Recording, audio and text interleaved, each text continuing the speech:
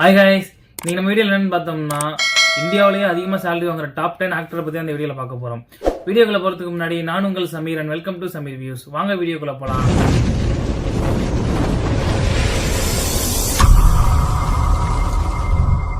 Hey guys, இப்போ எல்லாரும் நல்லா நினச்சிட்டு இருப்பாங்க ஒரு ஆக்டர் எவ்வளோ சேலரி வாங்குவாங்க, அதிகபட்சம் 1 லட்சம் 5 லட்சம் 10 லட்சம் 1 கோடி அந்த மாதிரி தான் சேலரி வாங்கன்னு நினைப்பாங்க.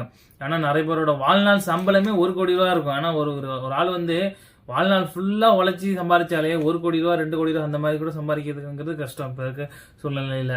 ஆனால் ஒரு ஆக்டர் ஒரு படத்துக்கே கிட்டத்தட்ட 300 250 300 கோடி ரூபாய்க்கு மேலே சேலரி வாங்குறாங்க. எனக்கு பார்க்குறப்ப ரொம்ப கிரேசியாக தெரிஞ்சிச்சு. டாப் 10ல் இருக்கிற ஆக்டர் யாருன்னு பார்த்தோம்னா அக்ஷயகுமார் ஆக்டர் வந்து கிட்டத்தட்ட 145 கோடி ரூபா ஒரு படத்துக்கு சேலரி வாங்குறாங்க. இந்தியாவிலேயே டாப் 10ல் வந்து அக்ஷயகுமார் இருக்காப்புல. டாப் 9ல் யார் இருக்காருன்னு பார்த்தீங்கன்னா நம்மள கமல்ஹாசன், உலகநாதன் கமல்ஹாசன் தான் இருக்காப்புல. கமல்ஹாசன் ஒரு படத்துக்கு கிட்டத்தட்ட 150 கோடி ரூபா வரையும் ஒரு படத்துக்கு சேலரி வாங்குறாங்க.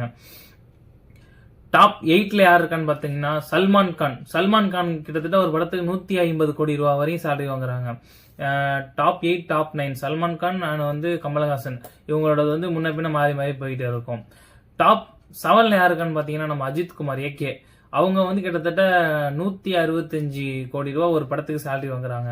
6வது இடத்துல யார் இருக்கான்னு பார்த்தீங்கன்னா பிரபாஸ் வந்து ஒரு படத்துக்கு கிட்டத்தட்ட 200 கோடி ரூபாயும் ஒரே ஒரு படத்துக்காக சேலரி வாங்குறாங்க.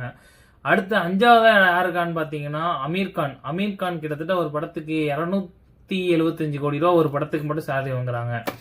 4வது இடத்துல இருக்கிறவங்க யாருன்னு பார்த்தீங்கன்னா நம்ம சூப்பர் ஸ்டார் ரஜினிகாந்த்.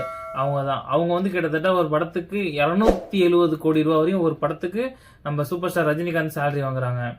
அடுத்து 3வது இடத்துல யாருக்கான்னு பார்த்தீங்கன்னா நம்ம ஷாருக் கான் கிட்டத்தட்ட 250 கோடி ரூபா ஒரு படத்துக்கு சேலரி வாங்குறாங்க. அடுத்து 2வது இடத்துல யாருக்கான்னு பார்த்தீங்கன்னா இளைய தளபதி விஜய். அவங்க தான் கிட்டத்தட்ட 275 கோடி ரூபா ஒரு படத்துக்கு மட்டும் சேலரி வாங்குறாங்க.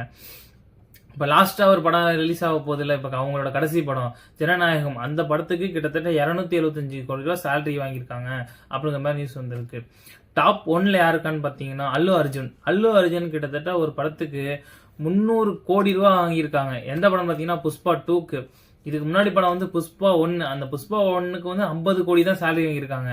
அதோட மிகப்பெரிய பாக்ஸ் ஆஃப் கலெக்ஷன் வெற்றினால அடுத்த படத்துக்கு கிட்டத்தட்ட 300 கோடி ரூபா எப்படி இன்ட்டு 6 டைம் வந்து அவங்களுக்கு சேலரி வந்து இன்க்ரீஸ்மெண்ட் ஆகிருக்கு. ஆனால் அந்த அளவுக்கு இப்போ ஃபேமஸ் ஆக்டர் ஆகிட்டாங்க அல்லு அர்ஜுன்.